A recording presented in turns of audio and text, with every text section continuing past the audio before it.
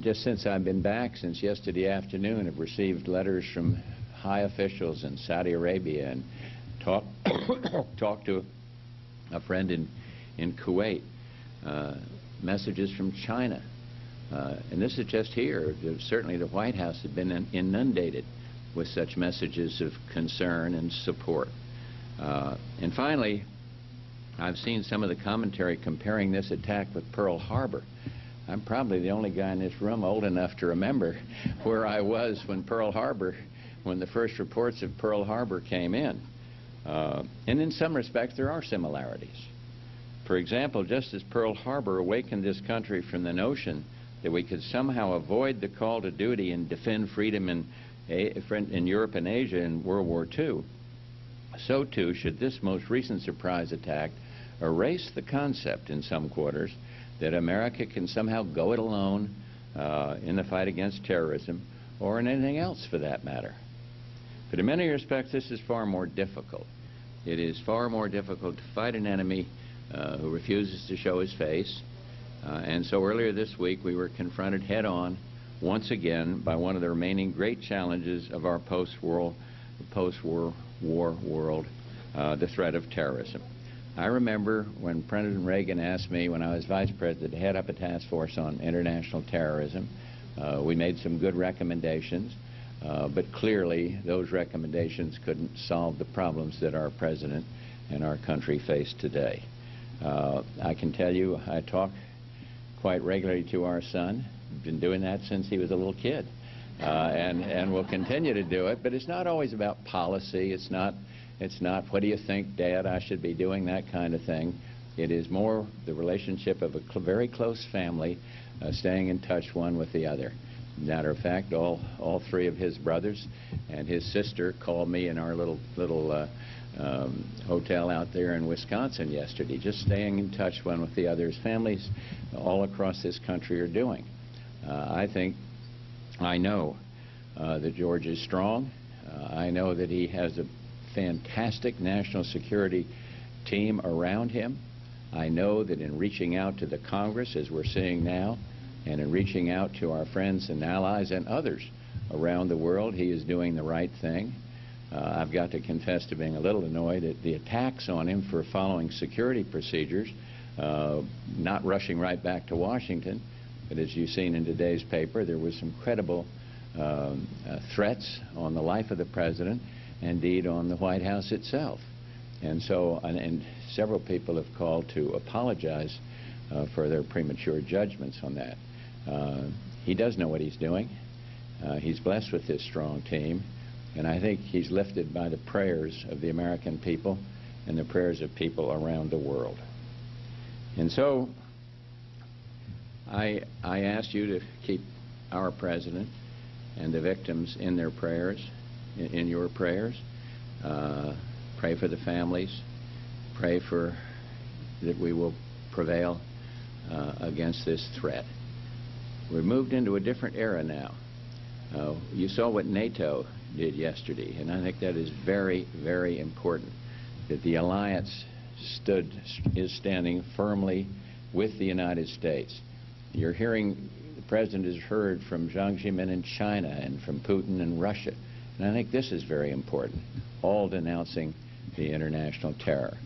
So a coalition is kind of in the process of coming together, and then it'll be the awesome responsibility of the President and his national security team to determine what to do.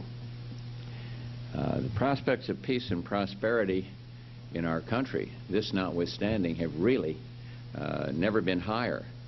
And yet the world does remain a dangerous place with more instability and unpredictability.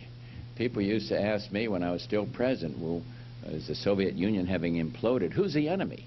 Why do we need a strong defense? Why do we need all this intelligence? Who's the enemy? And I'd say way back then, I've continued to say the enemy is unpredictability and, of course, instability. And I think we see the unpredictable nature of the threat we've seen it just in the last few days. The Soviet bear, the great superpower, is gone, but new dangers have emerged to take this take its place, take the place of a kind of superpower confrontation. Regional tensions in Europe and the subcontinent remain. Narco-traffickers still threaten your kids and my grandkids. Rogue states such as Iraq and North Korea, unpredictable, but I think still present a very clear threat to civilized countries in a lot of ways. And together with terrorism, all represent threats to the peaceful world that we seek to build. And if I might add, all of this and more should reinforce the need for Americans to have the best possible intelligence in the world. You may remember I went to CIA. I was living peacefully in China as the equivalent of your ambassador. I was then head of the liaison office with the title of ambassador because I'd been ambassador at the United Nations. And we were bicycling away happily there in China. In those days, China was isolated from the rest of the world, and so we couldn't go into anybody's home. We couldn't be received by many other officials. And I remember bicycling one Sunday back from our little church service in Beijing to the U.S. liaison office, and a messenger came from our embassy or our liaison office and said, "Mr. Ambassador, we have a important message for you." I said, he said, "You better be sitting down." I said, "I am sitting down, right on my bicycle, right here." He said, "No, this is important." So anyway, it was a request from President Ford that I come back to head the CIA. I'd been a consumer of intelligence at the United Nations. I'd known something about it as a congressman, but I didn't know all the technicalities of intelligence. But I went to CIA at a time when CIA had been criticized properly for some things, but unfairly attacked for many things that it shouldn't have been attacked for. And what happened out of that period was that many of our human intelligence sources dried up. If they see there's some muckraker going out to CIA and considering that everybody out there as doing something bad or naughty, and if they see the names of our intelligence sources released, those sources dry up. And so human intelligence is a kind of a dirty business, and in it you have to deal with unsavory people.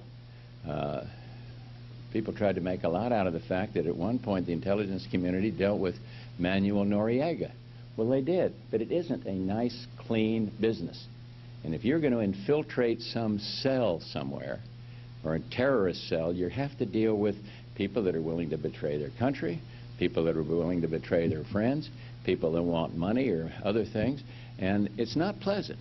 But if we are going to provide the President with the best possible intelligence, we have to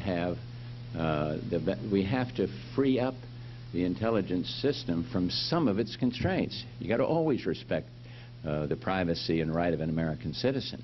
But I think they ought to take a hard look now at whether we've gone too far in denying the people that run the intelligence community access to human intelligence.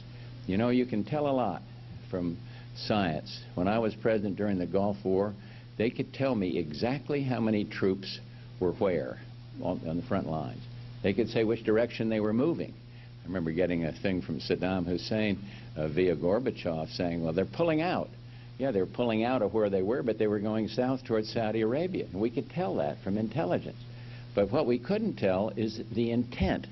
And the only way you can measure intent in intelligence is if you have human intelligence. If you have people that are really willing to risk their lives for a cause, and sometimes they'll risk it for noble reasons. They believe in democracy and freedom, and sometimes they risk it for more selfish reasons like money or women, or you name it. And it's not pleasant, but I think we're going to find that we have to do more in the way of human intelligence, and that means we're going to have to take a broad look at exactly what constraints the intelligence community, not just CIA, but the community itself, is operating under. And I think it's important to recognize that all this new internet technology that you guys know so much about has to be reviewed, in a sense, to see whether we're constraining our intelligence communities from getting after the culprits that may be American citizens. It's not pleasant, but I believe strongly we need to strengthen our intelligence. We got the best intelligence system in the world. Our president gets better intelligence, I think, than the Prime Minister of England, President of Israel, Prime Minister, whatever. But we still need to strengthen it, and I think you're going to see a little effort to do that. The world we live in today is very different than what it was when this week began. Very different indeed.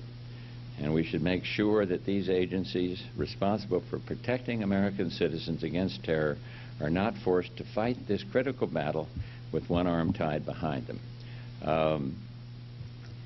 Having said all that, the topic at hand today is the energy business. And though it seems like a million years since I was out there in the business trenches like you all are, following a dream, working to build something with my career, I always enjoy the opportunity to visit with executives who lead dynamic companies, who work with and for dynamic companies, particularly in the industry where I spent some 17 years. Lodestar provides a very valuable service to the energy industry. I know that, and my friends in that business know that too.